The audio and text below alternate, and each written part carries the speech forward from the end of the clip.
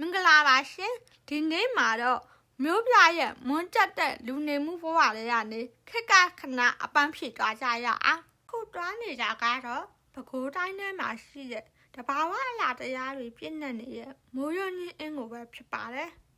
ရန်ကုန်ကနေမနက်စောစော6နာရီလောက်ထွက်လာရင်3နာရီလောက်ဆိုရောက်ပါပြီမနက်စာအစာပြေစားဖို့ပဲခူးမှာခက်ခဏနားပြီးမနက်စာတုံးဆောင်လို့ရပါတယ်မိုးရွာညင်းအင်းဟာမြန်မာနိုင်ငံရဲ့ပထမဆုံးသောလမ်းစာဆိုင်လို့ခေါ်တဲ့နိုင်ငံတကာစစ်မီရေဝတ်ဒေတာတစ်ခုလည်းဖြစ်ပါရဲ့ရှင်မြန်မာနိုင်ငံရဲ့လမ်းစာရေဝတ်ဒေတာ6ခုတည်းကတစ်ခုဖြစ်ပါရဲ့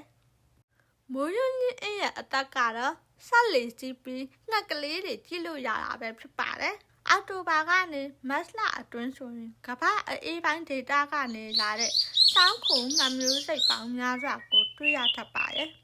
ငိမ့်ငိမ့်လေးထိုင်ပြီးငှက်ကလေးတွေကြံတန်းနေတာကိုကြည့်ရတာတကယ်ကိုစိတ်ပန်းပြေစေပါတယ်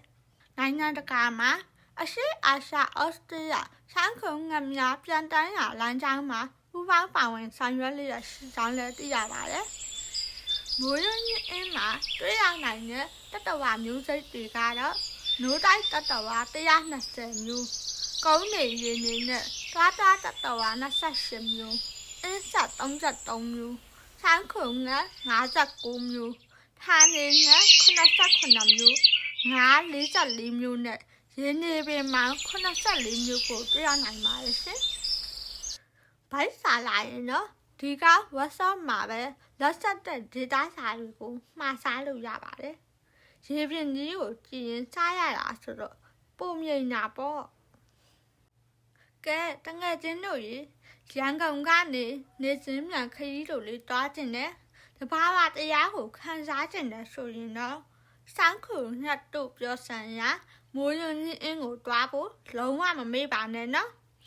နောက်ထပ်ခရီးစဉ်တွေမှာဘယ်ကိုတွားမလဲဆိုတာစောင့်ကြည့်ပေးပါအောင်။ COVID Saint Channel လေးကို Subscribe လုပ်ဖို့လည်းမမေ့နဲ့နော်။အားလုံးပဲနောက် vlog မှာပြန်တွေ့ကြရအောင်။ Bye bye